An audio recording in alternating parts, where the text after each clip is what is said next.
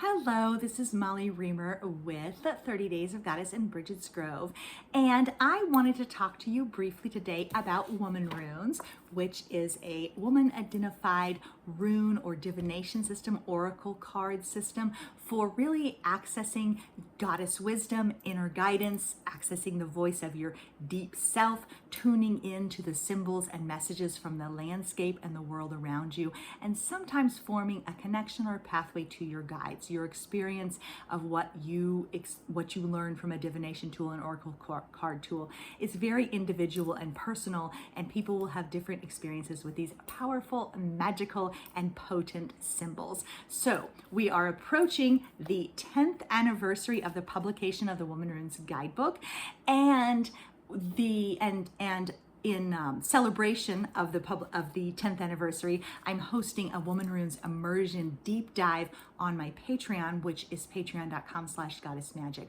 But if you're watching this video after that has already unfolded, that's still fine. I hope to share a little bit of background information with you about Womanrunes here. So basically, the Womanrunes were originally created by Shekhinah Mountainwater, the author of Ariadne's Thread, way back in 1987, when she experienced what she calls a goddess lightning strike of inspiration, and the symbols poured forth from her pen. And I just love that description. I just love it. And so for myself, I did not discover Womanrunes until 2012. Shekhinah had already passed away by that time, so I never got to meet her in person. I worked in conjunction with her estate on the publication of the book and the deck set, but I did not actually ever meet her in waking life. But what did happen to me is I was reading a back issue of Sage Woman magazine from 1988. So in 2012, I was reading a back issue of Sage Woman magazine from 1988, and I encountered a mention of Womanrunes, and I was instantly captivated. I was instantly captivated by these simple, powerful, magical symbols, and I thought, there is something here. There is something here that is so, there's just something here. I felt it deep in my bones, and so I went searching on the internet, and I found some really old, kind of defunct GeoCities style websites, and I found some old handouts. There's a reproduction of those in the Womanrunes book itself, and I was so captivated by them. I've never had, so I have used the Womanrunes daily from 2012 until the present day. I have used them daily for that long. I have never had that type of connection with any other type of oracle where it has offered me something daily for more than a continuous decade. And so one of the first things I did is I showed them all to my friends on my little handouts.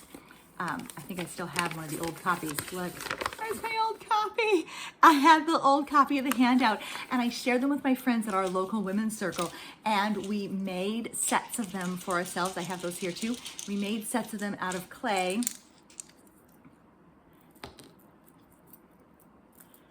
And I kept them in a little bag. And so we continued to work with and explore them. We learned how to write our names. We inked them on each other's arms with henna or with liquid eyeliner. I later learned that they make temporary tattoo pins, so I use a temporary tattoo pin now in the modern age. But there's different ways to ink them onto your skin. And so we started to use and dialogue more deeply with these runes as a group. And I decided I was going to give a presentation at Gaia Goddess Gathering, which is a women's festival. At the time it was held in Kansas, and now it's held in Missouri.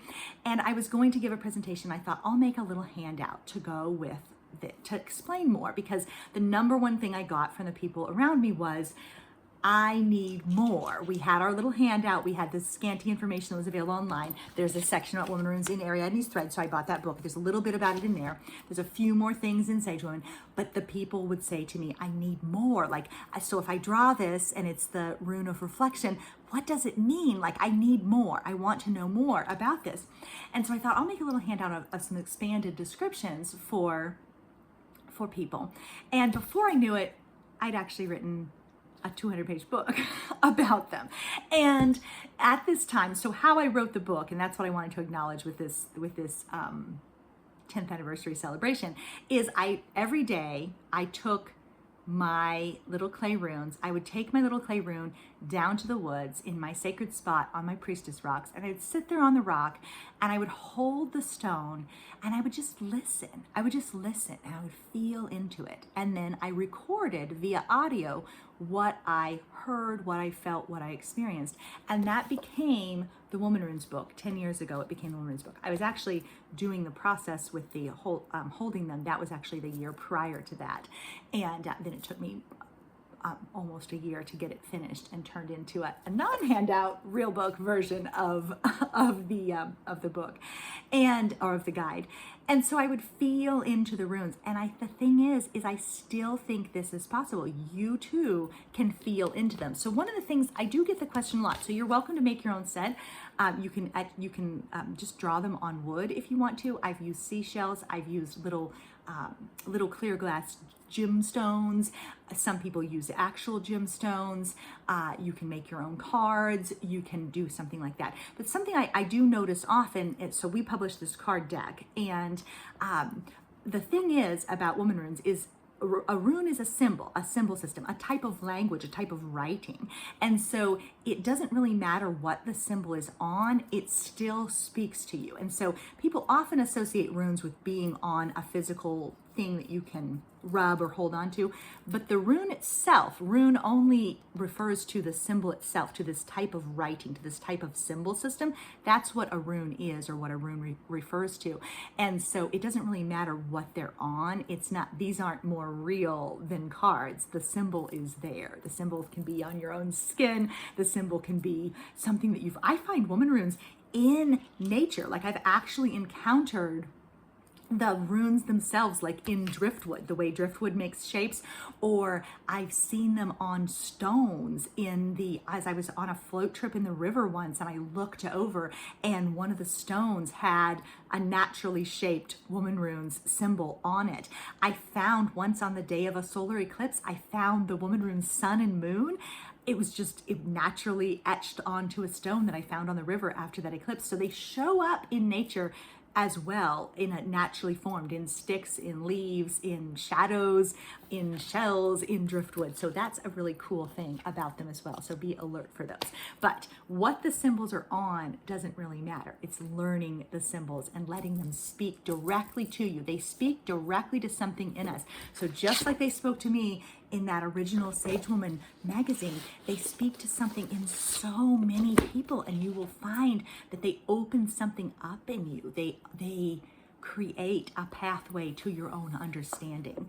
And so anyway, people who use them really are amazed by how those symbols and the interpretations just reach out to land with them so powerfully at any time in their lives. They really are powerful, magical, inspirational, potent, and mystical, and the wisdom contained within them can be drawn on again and again and again. That's why I've been able to use them for more than 12 years on a continuous basis, is because we can uncover new information, understanding, and truth with each encounter with them. They really hold all of that magic in one. They're they're deceptively simple, but they hold so much wisdom and so much knowing.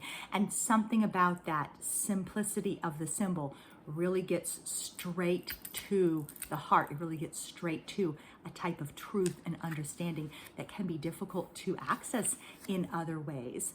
And so, as I mentioned, Womanrunes are a system of 41 female women-identified symbols. They can be used by anybody, but they are women-identified rune symbols for divination, self-development, and personal growth.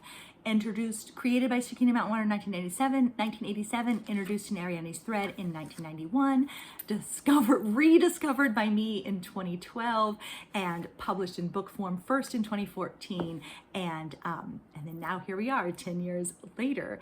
And so that is one of those. They're really special, and I'm really happy to share them with you in this way. We're doing this Womanrunes Immersion. There's a workbook, there's daily prompts and experiences for you to explore. But if the time, as I said, if you watch this video and the time to join us for that, or that the time isn't right for you to join us in the Womanrunes Immersion, you can find the book and the card set on Oh, interesting that the reflection showed up again, because that was the one that I randomly picked out of the bag. So how perfect is that? See what I mean? They speak to something. They've got something to share.